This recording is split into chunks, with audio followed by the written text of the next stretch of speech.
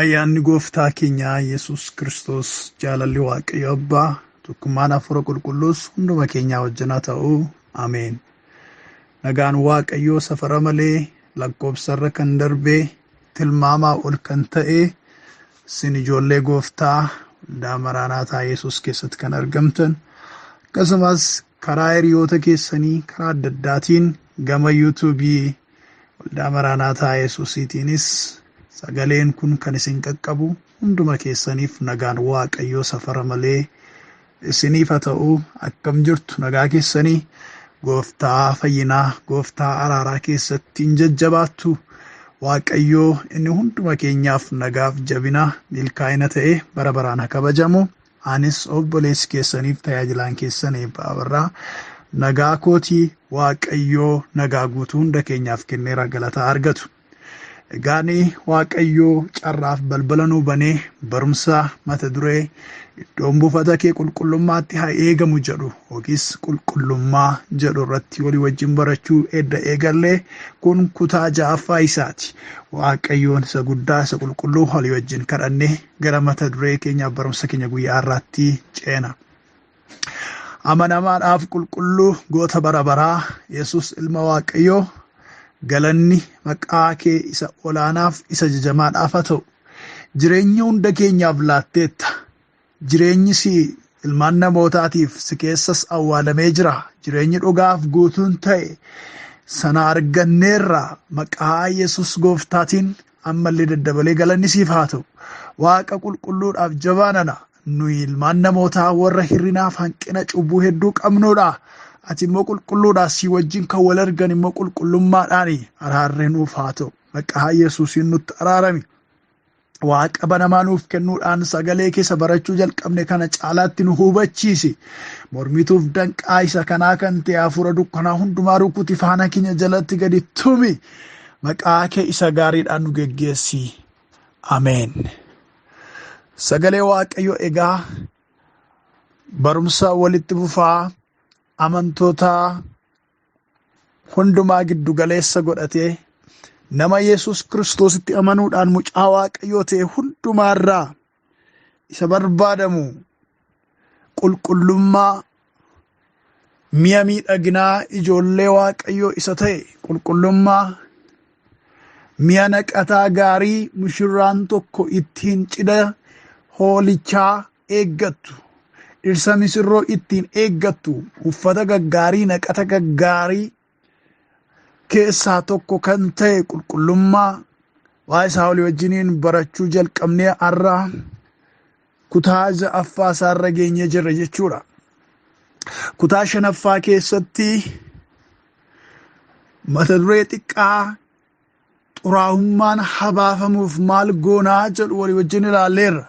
Barbaachisummaa qulqullummaadhaa kanaan dura kutaawwan darban keessatti edda ilaallee booddee xuraa'ummaan inni faallaa qulqullummaa ta'e inni argama Waaqayyoodhaa nurraa hittisu hojii Waaqayyoo nu gidduutti hojjetamutti gufuu inni ta'u akkamittiin baafamuu qabaa kan jedhu ilaalle. Gara qabxii kanaatti kan nu geesse kutaa nuyi guyyaa jalqabaa ka'umsa godhannee ilaalleedha. Innis immoo keessa deebii 23:14 irratti Waaqayyo gooftaan kee si oolchuudhaaf diinota kees dabarsee harka keetti kennuudhaaf iddoo buufata kee gidduu hin naannaa.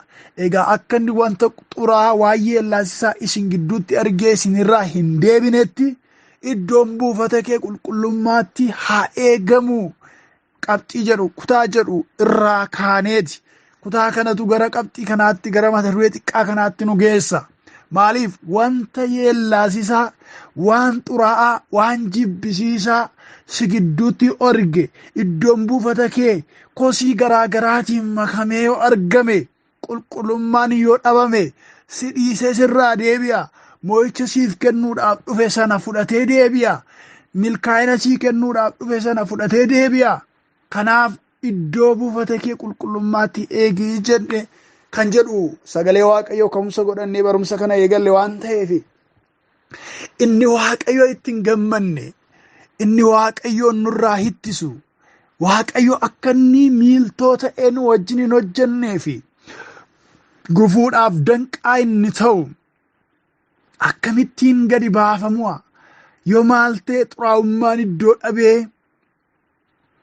waaqayyoon keenya immoo iddoo argata xuraa'ummaan habaafamuuf maal goona kan jedhu walii wajjin ilaaluu eegalle qabxii lama ilaalle qabxiin jalqabaa waaqayyoon kadhachuu jenne kanaafis deeggarsa sagalee waaqayyoodhaa ilaallee jirra itti dabaluudhaan ogummaa qabaachuu jenne kanaanis seenaa tokko walii wajjiniin barannee turre arrammoo qabxii sadaffaaf arraffaa walii wajjin ilaalla gara qabxii biraatti yookiis dhimma walii galaatti utuu hin darbiniin arra qabxiiwwan kana lamaan ilaalla inni sadaffaan yookiis qabxiin guyyaa har'aa inni jalqabaa jechuudha hinaaffaa dhugaa qabaachuudha hinaaffaa dhugaa gaafa qabaatani xuraa'ummaan boonee iddoo qabatee hin taa'u xuraa'ummaan bakka gadhiisa inni waaqayyoof hojiisa waaqayyoof ulfinasaa nurraa ari'atu xuraa'ummaan kan inni iddoo buufata keenyaatii keessaa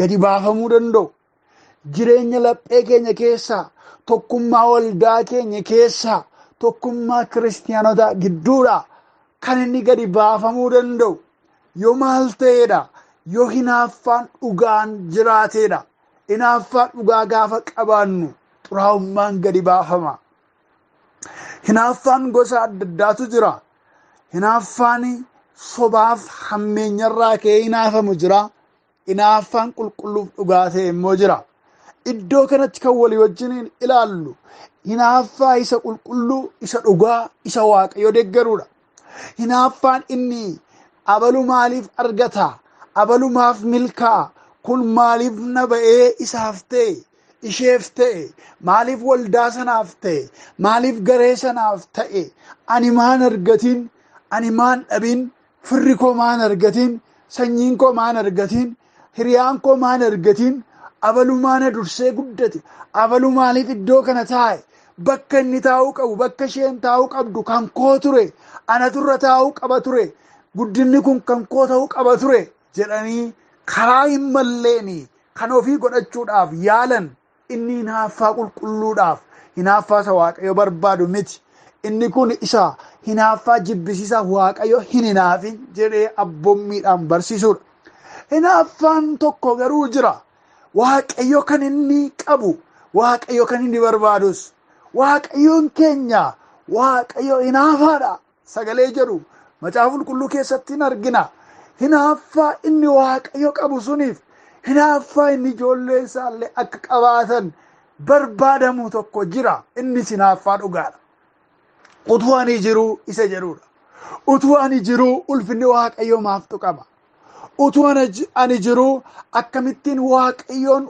ulfinni isaa tuqama utuun dhaabadhee ilaalu akkamittiin manni waaqayyo bada utuu ani dhaabadhee jiru akkamittiin manni waaqayyo kosiidhaan rukutama utuu ani dhaabadhee jiru akkamittiin ulfinni waaqayyoodhaa irra ejjetama inni jedhu hinaaffaa isa dhugaa hinaaffaa isa waaqayyo arguu barbaaduudhas namoota macaafa qulqulluu keessaa hinaaffaa kana qabanii hedduutu jira gooftaa yesus kiristoosiin dabalate bara kakuu moofaa keessas hinaaffaa kanaan garaan isaanii kan nyaatame gara murtoo fudhachuutti gara aakshaniitti kan galan gara tarkaanfii fudhachuutti kan galan namoota hinaaffaa qulqulluu qaban hedduutu jira achi keessaa kan murtaa'e ilaalla inni jalqabaa yeehuu nama jedhamuudha macaafa moototaa isa lammaffaa boqonnaa 10 lakkoofsa 16 fi boqonnaa 9 lakkoofsa 22 immoo duubatti deebinee ilaalla minan dubbisa 10:16 irra jiru itti dabalees ana duukaa kottuuti hinaaffaa ani waaqayyoof qabu ilaali jedhee konkolaataa isaa yaabbatee akka inni isaa wajjin adeemu hin godheedha eenyuudha kan akkas jedhu yeehuu nama jedhamuudha nama kutataadha hangafa loltuuti loltuu jabaadha waaqayyoodhaaf hinaafuudhaan kan beekamuudha utuu ani biyya Israa'el keessa jiru utuu waaqayyo bara kana keessa nan dhaabbatee jiru akkamittiinitu dhugaan bada akkamittiin xuraa'ummaan iddoo aarsaa waaqayyoo biyya kakuu waaqayyoo keessatti immoo jiraata jedhee nama hinaafu. Yehuu nama jedhamudha. Isa lammaffaa mootota 9:22 irratti immoo jecha Yehuudha argina akkas jedha. Yooraam yommuu Yehuu arge, Yehuu yaada nagaatiif dhufte moo jedhee isa hin gaafate. Yehuunis deebisee ejjuuniif qoricha namatti gochuun inni haati kee Izaabeel jalqabde baay'achaa utuu jiru nagaa maaliitu jira jedheedha. Ilaala, hinaaffaan isaa isa kam? Isa kanaadha. Hinaaffaan Yehuun ittiin kaatu eessarraa jalqabe? 9:22 kanarra jira. Innis gaaffii gaafatameef deebii inni deebiseedha. Yooraam nama jedhamu tokkotu Yehuun kan itti kaachaa itti fiigaa dhaqeetu gaaffii gaafata. Innis maatii xuraa'otaa keessaa, maatii jallina babal'isan keessaati gaaffii kana Yehuu kan gaafate. Yooraam yommuu Yehuu arge, Yehuu yaada nagaatiif dhufte moo jedhee isa hin gaafate. Yehuunis deebisee ejjuuniif qoricha namatti gochuun inni haati kee Izaabeel jalqabde baay'achaa utuu jiru nagaa maaliitu jira? Ofuma nagaadhaa jechuun kun maal fayyadaa?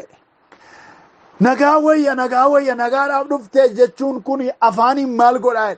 Biyya balleessitaniittu. Atiif haati kee isheen biyyan geggeessa jettu, isheen taayitaan qaba jettu ejjaan biyya balleessitee, qoricha namatti gochuudhaan biyya balleessitee, maanni nagaa nati jettu? Nagaa maaliitu jira? Anamma nagaadhaafan dhufe utuu hin taane waaqayyoof hinaafuudhaafan dhufe. Hinaaffaa waaqayyoof qabu agarsiisuudhaafan dhufe. Mana kootiifan hinaafa hin jenne, ollaa kootiifan hinaafa hin jenne, mirga kootiifan hinaafuu dhufe hin jenne. Kanan qabsaa'eef eenyuudhaaf beektaa? Waaqayyoodhaafan hinaafa. Kottu jedhe nama hiriyaasaa tokkoon, kottuuti ilaali jedhe waan hojjechaa jiru. Maal hojjechaa jira beektaa? Nana waaqayyoofan hinaafaa jira. Hinaaffaa ani waaqayyoodhaaf hinaafu kottu ilaali jedhe. Hinaaffaa inni waaqayyoodhaaf hinaafu kun gara maalitti isa geessa beektu? Gara isaa waa nama nyaachisanii, dhangaa wayii qopheessanii, sagantaa wal galateeffachuu, sagantaa wal muuduu, sagantaa fuudhanii gubbaa sana wal kaa'u miti. Sagantaa billaadhaan nama cicciruuti. Hin sodaatinaa. Bara kakuu haaraa keessa waan jirruufi billaadhaan walitti galagalle jechuu koo miti. Billaadhaan kaanee nama ajjeefna jechuu koo miti. Billaadhaan kaanee namoota walirra naqna jechuu koo miti. Garuu arrayyuu billaan dhugaadhaa soba kukuffifti. Billaan qulqullummaadhaa xuraa'ummaa kukuffifti. Billaan haqaadhaa jallina kukuffifti. Namoota utuu hin taane. Arrayyuu hojiirra jirti. Arrayyuu humna qabdi waan ta'eef hin sodaatinaa. Inni barbaachisaan waaqayyoof hinaaffaa qabaachuu waan. Utuu waaqayyoodhaaf hin hinaafin jallinni iddoo isaatii hin midhiqu. Namni maallaan jedha? Baadhiisaa baakoo kana maal goona waaqayyo afaradu jennee dhiisna taanaan jallinni inuma dagaagdi boris. Baadhiisaa waaqayyo teessoo isaarra jira. Abbaan barbaade waan barbaade haa ta'u jenna taanaan jallinni of dhiibdeema jiraatti gaafa hundumaa. Namni ittiin bu'u. Garuu namni waaqayyoodhaaf hinaafu tokko yoo jiraate, jallinni kun iddoo kana taa'ee lafa dhaalee jiraachuun qabu, gadi ba'uu qaba namni jedhu yoo jiraate, xuraa'ummaan hin sarbamti. Xuraa'ummaan bakka gadhiifti. Bara kakuu haaraa keessa utuu jirru jallinni akka barbaade akka ta'uufi namni akka barbaade akka jiraatuufi gooftaa Yesuus hin hayyamne. Inni hangafa kakuu haaraa ta'e, hoogganaan kakuu haaraa inni ta'e, kakuu haaraa jennee waamuudhaaf sababa inni nuu ta'e ilmi waaqayyoodhaa gaaf tokko gara mana qulqullummaa ol seene. Mana qulqullummaa ol seenee gaafa laalu manni qulqullummaa, manni sagadaa waaqayyoo inni gaariin sun xuraa'ummaadhaan guutamee namni keessatti nagadaa jira ture. Namni keessatti daldalaa jira ture. Horiin gurguru, birriin jijjiiru, gugeen gurguru, sangootan gurguru, wanti isaan hin gurgurre hin jiru mana qulqullummaa keessatti. Gabaa ta'ee arge gooftaa Yesuus dhufe. Qaamumaan deemee ol galeetu goolii kaase Yesuus. Itti beeka goolii kaasus nagaa buusus. Lamaan isaayyuu itti beeka Yesuus. Goolii kaase. Kottaa gadi baasaa. Mana kana keessaati alatti gadi baasaa. mana kana mari'anneedhuma maal goona mana qulqullummaatti deebisna mana kana kottaa jijjiirra manni kun illee mana nagadaa ta'ee ture kottaa mee mari'annaa jara keenya maaliif akka goona jedhee sagantaa mariidhaa ajandaa hin qabne Yesus maal godhe qaccee footee ol gale qaccee sakam qaccee dhukkubaa qaccee adabaa isa sireerra isaan ciibsu jechuu miti qaccee isuma nama rukutee nama dhukkubsu qabatee ol gale eessatti mana qulqullummaatti ol gale oofee gad Isaayyaas waan isaan qabatanii jiran jalaa galagaggalche fiizikaalii jechuudha qaamumaan jechuudha hafuuraan jechuu miti qaamumaanitu gadi galagaggalche tuma namni guddaan dhaabatee nagadu warri jira jedhaman fariisonni utuma isaan achi jiranii warri waa'ee seeraa beekan utuma isaan taa'anii ilaalanii gadi galagaggalche gadi oofee warra kaaniin immoo gadi baafadhaa jedhee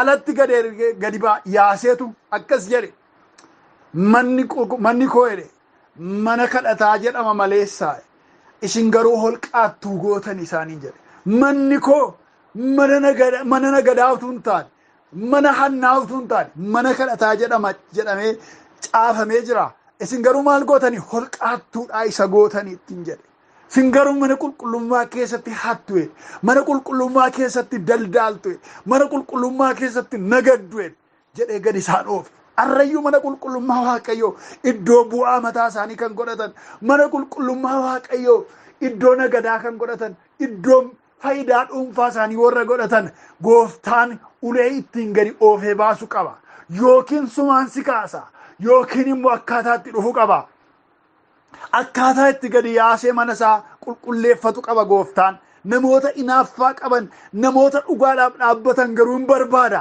wajjiniin hojjechuu barbaada gaafa gooftaan akka kanattiin gadi yaaseeru bartoonni maal yaadatan jedha abbaa wangeelaa Yohaannis hinaaffaan mana kee na gube isa jedhame sana yaadatanidha hinaaffaan mana kee na gubaa isa Daawit jedhe sana isa yaadatanii bartoonni edaa kanaa jedha hinaaffaa mana Waaqayyootu isa gubee akka godha maal kun ogummaan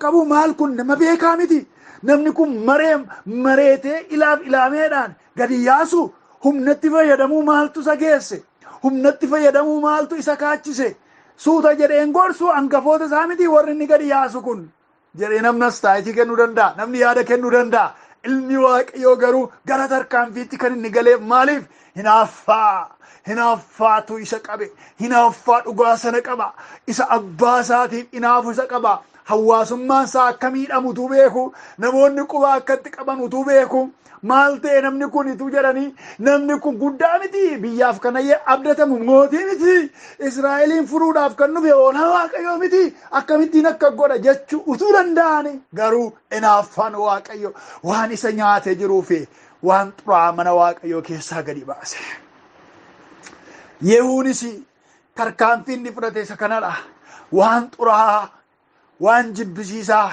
isa mana qulqullummaa Waaqayyoo keessa guutee jiru waan xuraa isa mana qulqullummaa Waaqayyoo qabatee jiru maal godhe gadi yaase mana qulqullummaa Waaqayyoo keessaati biyya Waaqayyoo keessaati ijoollee Waaqayyoo iddoo Waaqayyoo geggeessan jedhee teessuma Daawit teessuma abboota isaanii kenneef sana warra xuraa'ummaadhaan faalan Israa'el keessaa gadi yaase kaan isaanii billaadhaan cire kaan isaanii fardaan burusee irra kaa'ate hinaaffanni Waaqayyoof godhe isa Waaqayyo kanaan dura itti dubbate karaa Iliyaas faatti dubbate sana isaan irratti raawwate Yehuun sababii maaliitiif sababii hinaaffaa Waaqayyoof hinaafuuf kanaaf dhugaanuu arra barru qabxii inni jalqabaa maal jenneera sadaffaa irratti jechuudha har'aaf immoo qabxii tokkoffaa ta'ee kan jiru xuraa'ummaan abaafamuuf maaltu ta'uu qaba isa jedhuuf hinaaffaa dhugaa qabaachuuma barbaachisa yoo hinaaffaan dhugaan nu keessa jiraate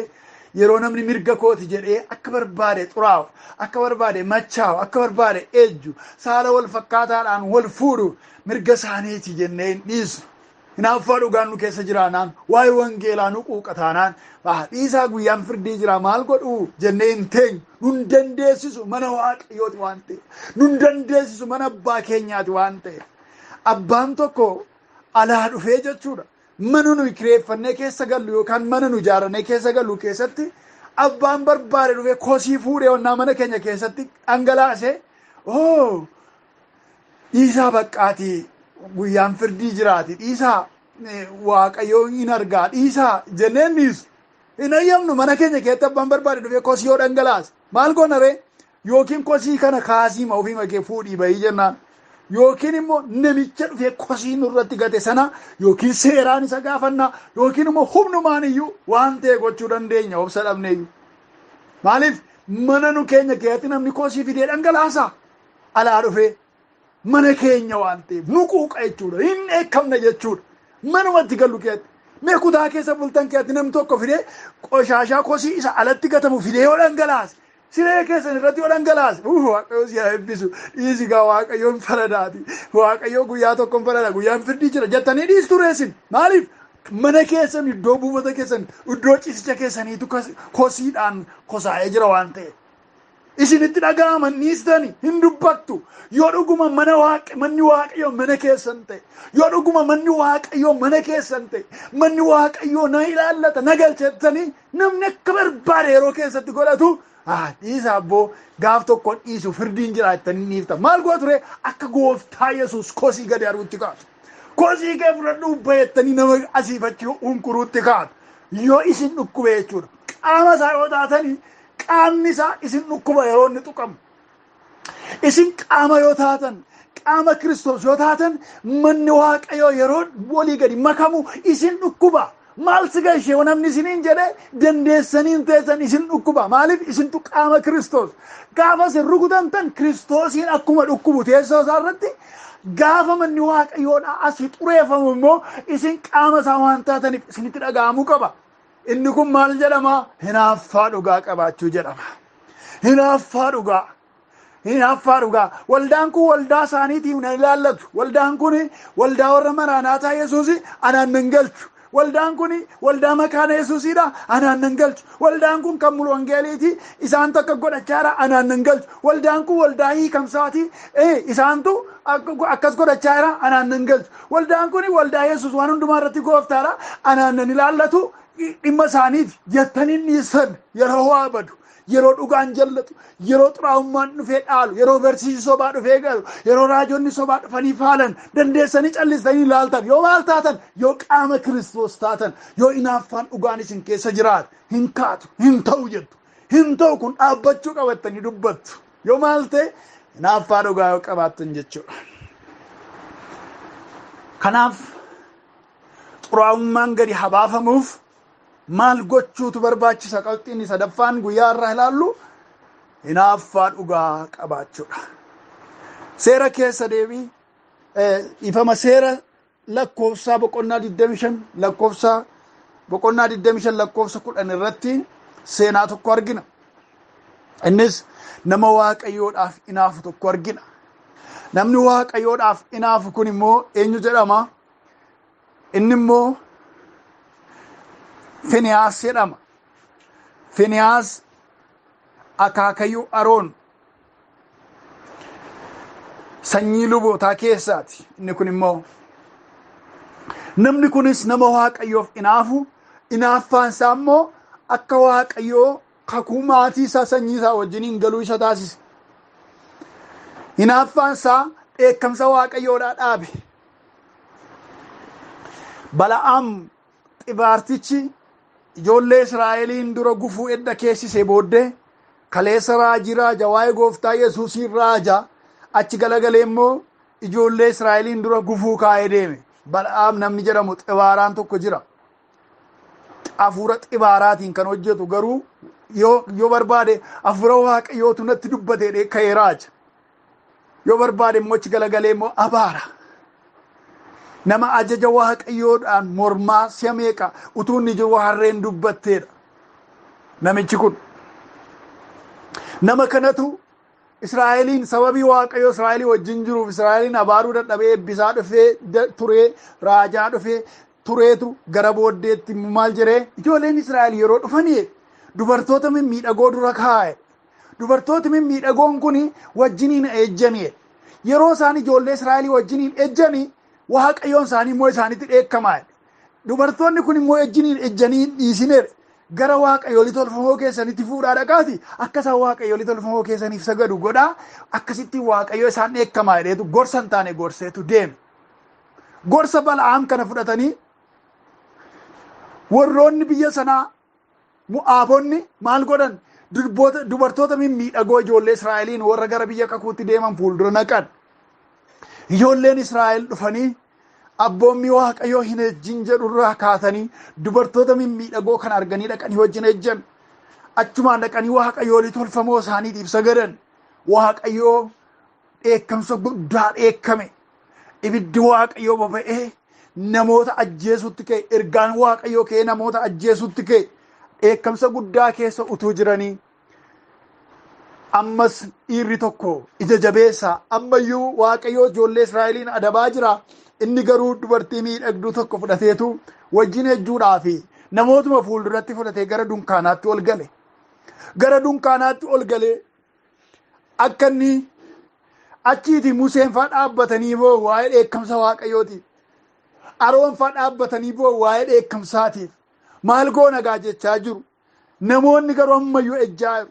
Namichi jajabeessi kun gocha inni gochaa jiru kana warri kaan ilaalanii madhiisanii boo'uutti ka'an. Finiyaas namni jedhamu kun sanyii lubootaa keessaa kan ta'e fira Aroon kan ta'e namni gooti kun ka'ee maal godhe? Eeboo isaa luqqifatee ka'e. Eeboo isaa luqqifateetu dunkaana namichicha isa dubartii warra biyya ormaa fudhatee galee wajjiniin ejjaa jiru kana keessa seene akka isaan ejjaa jiranitti lamaan isaanii walitti waraanee ajjeese. Eenyuuf hinaafe? Waaqayyoof hinaafe. Waaqayyoo sababii xuraa'ummaatiif nu adabaa jira. Ati immoo ejjitaa jedheetu dhaqee walitti waraanee ajjeese. Waaqayyoo ajjeesisittiin hin jenne. Sagalee raajii dhaqee ajjeesi jedhus hin dhageenye. Garuu maal godhe? Waaqayyoo maaf hinaafe? Akkamittiin ija jabaattee nuyi sababii kanaaf jennee adabamaa jirra. Ati immoo ejjita jedhee walitti waraanee ajjeese. Gaafa kana waaqayyo akkas godhe. Hinaaffaan Finiyaas jedhe. Aarii koo ijoollee Israa'el irraa deebise. Hinaaffaa koo ijoollee Israa'el irraa deebise. Nan dhiise bakka ijoollee Israa'eliin hin balleessu jedhe. Hinaaffaan Finiyaas jedhe. Hinaaffaa koo qabbaneesse jedhe.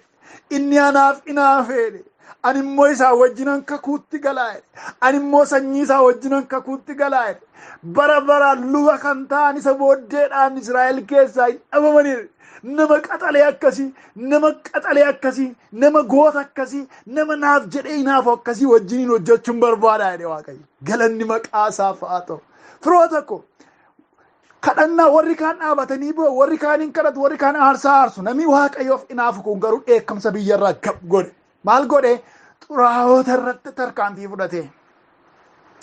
Warra ija jabaatanii cubbuu hurursan irratti ituma cubbuu dhowwamuu cubbuutti hufanii warratti dabalan irratti tarkaanfii fudhachuudhaan dheekkamsa Waaqayyo ijoollee Israa'el irraa akka deebi'u taasise. Kanaaf hinaaffaa qulqulluu qabaachuun, hinaaffaa dhugaa qabaachuun xuraa'ummaan akka gadi baafamu taasisa. Qabxiin arfaffaan immoo maalidha? Irratti yaaduun tokkummaadhaan ka'uu gaafata. Irratti yaaduudhaan tokkummaadhaan ka'uudhaan xuraa'ummaan gadi baafamuu danda'a. Isa kana immoo macaafa abboota firdii boqonnaa 19 irraa dubbifanna. Seenaa isaa gabaabsiin isinitti hima yoo bal'aa ta'e illee. Maal jenne? Xuraa'ummaan akka gadi baafamu maal gochuutu barbaadama jenne arfaffaa? Irratti yaaduun tokkummaan ka'u. Abboota firdii macaafa abboota firdii boqonnaa 19 irraa akkana jedha dubbii Waaqayyoo. Warri kana argan immoo sabni Israa'el biyya Gibxii erga ba'ee jalqabee hamma har'aatti wanti akkasii ta'ee hin beeku. Argamees hin beeku. Kanaafi waa'ee isaa itti yaaduun irratti mari'achuun wanta gochuun ta'us walitti himuun barbaachisaadha jedhan.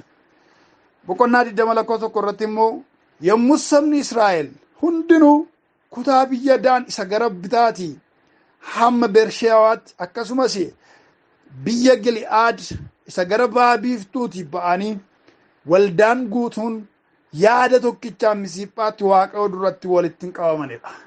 Yaada tokkichaanidha. Lakkoofsa 30 irratti boqonnaa 19 jechuudha. Itti yaaduun barbaachisaadha jedhan. Foon gumaa iddoo 12tti kukkutamee dubartitti cicciramtee biyya Israa'elitti ergamte, iddoo kutaa Israa'el qomoo Israa'el 12nutti ergamte edda arganii booddee walitti dachaanii waan akkasii ta'ee hin beeku. Kanaaf itti yaadamuun barbaachisaadha jedhanii edda mari'atanii booddee boqonnaa 20 lakkoofsa 1 irratti immoo yaada tokkichaan Misiphaatti fuula Waaqayyoo duratti iddoo hundumaatii walitti dacha'aniidha. Maalirraati ka'eeti kun? Nama tokkotu haadha manaasaa yookiis saajjatoosaa hojjettuusaa ka haadha manaatti kan isa gargaartu jechuudha. Fudhatee gara biyyaatti utuu galaa jiru biyya biraa ture karaatti aduun itti dhi'ee naannoo biyya qomoo Biniyaamiin keessaa magaalaa tokko bule. Magaalaa tokko bulee magaalaa Geebi'aatti iddoo waltajjiin jiru iddoo namni walitti qabamu tokko bulee. Jalqaba waltajjii irratti walitti qabamee bakka namoonni baay'een jiran dhannaan namni keessummaa simachuu jaallatu tokko maaliif dirree kanarra bultu rakkoon isinirra ga'uu danda'a kottaa mana koo bulaa ittiin jedhe. Namoota addaggeef ija jabeeyyiitu biyya sana keessa jira, gadhaawotatu jira waan ta'eef, bukkichootatu jira waan ta'eef, homoseksuwaals warra ta'antu jira waan ta'eef, warra dhiiraa wajjiniin ciisantu jira waan ta'eef gara mana isaatti fudhatee gale. Namni keessummaa jaallatu kun inni ni sodaate hin amneefi halkanii namoonni warri xuraa'onni kun gara mana nama keessummaa simate kanaa dhaqanii namicha keessummaa mana kee bule kanaa gadi nuu baasi akka gadhoomsinuuf jedhaniin. Maal jechuudha akka gadhoomsinuuf jechuun wajjiniin akka ejjinuuf dhiiraa wajjin jechuudha. Gadi nuu baasi jedhaniitu doorsisan. Namichi kun garuu hin kadhate. Keessummaa na bira dhufee jira. Adaraa keessa waan jibbisiisaa akkasiin hojjetinaa. Biyya keenya xureessinaa. Seenaa keenya balleessinaa jedhee kadhate hin didan. Gaafa isaanitti jabaatanii kunoo laa intalli koo jirti. Kunoo ishee fudhadhaa. Keessummaan sunis immoo akka haadha manaatti kan itti fayyadamu sana ishee fudhadhaa. Isheetti fayyadamaa jedheetu gadi baaseef. Kanaaf isa jalqabaa kan isaan fudhatanii wal jijjiiranii wajjiniin ejjuutti wajjin ciisaa bulanii saajjatoo yookiis haadha manaa namicha keessummaa kanaati. Kanaaf namooti baay'ee waan turaniif halkan guutuu wal jijjiiranii waan itti ejjaa bulaniif ganama duutee bulte. Ganama innoo harreesaa fe'atee ka'ee ka hin deemnaa gaafa isheedhaan jedhu isheen garuu reeffa turte hin dhageessu. Kanaaf namichi keessummaan kun gaddee galee biyya isaatti galee reeffa ishee iddoo 12tti kutee qomoo Israa'el 12tti reeffa ishee foon ishee kukkutee erge. Kana jechuun maal jechuudha? Salphina amma ga'u keessa jirra. Jallinni amma ga'u biyya keenya keessa galeera. Yaa ijoollee Israa'el kaa waamicha jedhu itti erge. Lolaaf waamicha waamuudhaaf foon ishee reeffa haadha manaa isaatii kukkutee waamicha godhe. Ijoolleen Israa'el kana arganiin gaddanii hinnaani. Gochi godhame kun baay'ee isaanii naasise. Waan kana callisnee bira darbuu hin dandeenyu. Ka'uu qabna, mari'achuu qabna. Yaada tokko irratti walii gallee tarkaanfiitti galuu qabna jedhan. Akkuma jedhanii walitti qabamanii qomoo Biniyaamiin keessaa gareen kana godhe adda ba'ee adabamuu qaba jedhanii kaane. Yoo sanyiin Biniyaamiin garee kana nutti kennuu dide immoo obboleessuma keenya Biniyaamiin galagallee sanyii Israa'el keessaa balleessuu qabna jedhani. Sanyiin xuraa'otaa silas obbolummaa obboloota walitti naquu beekti mitiire. Amala addaggummaa warri qaban obboloota gidduutti waldaa kiristiyaanaa gidduutti goolii kaasuudhaan beekamu mitiire har'as. Akkuma kana gufuu guddaa itti ta'anii ijoolleen Biniyaamiin jalloota kana of keessaa baasuu gaafa didanii sanyiin Israa'el 11 warri hafan walii jaaranii fuula Waaqayyoo duraa qajeelfama fudhatanii lola guddaa booddee gama isaaniitis namni baay'een dhume. Dhumarratti hamma sanyiin Biniyaamin keessaa namni dhumeera, dhiirri dhabameera jedhamutti lola guddaa lolanii fixan jechuudha. Booddee dhuma irratti galagalanii har'a obboleessi tokko nu gidduudhaan dhabameedhanii bo'an. Akkaataa itti sanyii Biniyaaminiin itti fufsiisuu danda'an illee shaakala garaa garaa shaakala hin malle keessa galuutti kaa'ani. Firoota koo xuraa'ummaan akka baduu fi xuraa'ummaan akka iddoo gadhiisuu fi hinaaffaa duwwaa qabaachuu miti. Xuraa'ummaan akka bakka gadhiisuu fi kadhachuu duwwaa miti. Ogummaa qabaachuu duwwaa miti. Mari'achuunis immoo barbaachisaadha. Maal goonumee waan kana jechuun barbaachisaadha. Badaa jirra ooti. Waldaan kiristiyaanaa faalamaa jirti. Wanti xuraa'anoo iddoo fudhachaa jira. Maala goonumee kottaamee jara keenyaa jedhanii ta'anii mari'achuunis jira jechuudha. Ijoolleen Israa'el akkasittiin waan mari'ataniif ilaaf ilaameedhaan waan ka'aniif guboo jallinaa isa seenaa biyya isaanii xureessuuf ture of gidduudhaa xaraganii balleessan. Hamma seenaansa dhabamee yaaddoo ta'utti of gidduudhaa jallinaaf madda jallinaa of gidduudhaa buqqisan. Kanaaf itti yaaduun tokkummaadhaan ka'uun barbaachisaadha. Xuraa'ummaan akka gadi baafamuuf. Haala baraatiin falaasama baraatiin joonjoomnee wangeela gatii dhabsiisuun nurra hin jiraatu. Eessa jira rakkinni jennee mari'achuun barbaachisaadha. Eessa jira rakkinni jennee walii wajjiniin dubbannee furmaata barbaaduun nurraa eegama jechuudha. Akka xuraa'ummaan gadi baafamuuf, akka jallinni iddoo dhabuuf, akka inni Waaqayyoon ulfina isaa nurraa ittisu waldaa kiristiyaanaa keenya keessa tokkummaa keenya gidduudhaa bakka dhabuuf mari'achuun maal goona jechuun barbaachisaadha jechuudha. Kana akka goonuuf argama Waaqayyoodhaa akka hin dhabneef mi'a naqata qulqullinaa isa Waaqayyoon irraa barbaadu uffachuudhaaf hinaaffaa qulqulluudhaaf tokkummaadhaan dhaabbachuuf Waaqayyo ayyaana isaa nuuf haa baayisu. Dubbii isaa isa dhageenyes nuuf haa eebbisu. Kiristoos Yesuusiin ameen. Gooftaa walii wajjin galateeffanna. Qulqulluu bara baraa mootii keenya waa'ee isa dinqisiisaa sagalee kee kanaaf guddaa si galateeffanna. Bara hundumaa galanni siif haa ta'u. Ijoolleen kee isa gaarii isa malli kee keessaa jiru amala kee isa ittiin nutti mul'atte isatti nuuf qoodde qulqullummaa akka uffannuu fi barumsa kanaan nu qopheessaa waan jirtuuf galanni maqaa keef haa ta'u. Yaa Waaqayyo dhugumaan hinaaffaa dhugaanii inni haala irratti hundaanii nama jibbuudhaaf namatti hinaafan utuu hin taane inni akka keetti nama yaachisu inni amala kee isatti barbaadu nama uffachiisu gooftaa keenya fayyisaa keenya Yesuus Kiristoosiin nurratti haa daddabalamu. Hinaaffaa dhugaadhaan akka dhaabbannu anas na ilaallata waa'ee mana Waaqayyoo nan hinaafa mana Waaqayyoof mana abbaa kootiif jechuu akka dandeenyuuf nu gargaare.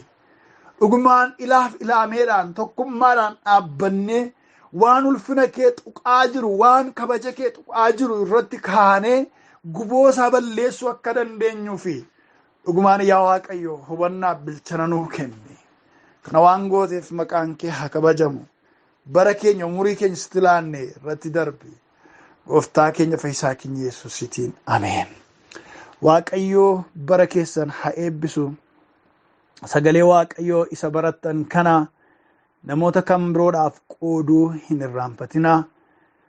Waaqayyoo sanyii inni barbaadu isa kana waan ta'eef ija fayyina keenyaa agarsiisuudhaaf qulqullummaan deddeebi'uu qabna waan ta'eef ergaa kana ofiisitti jiraachaa warra kaaniifis qooduu hin dagatinaan jedha.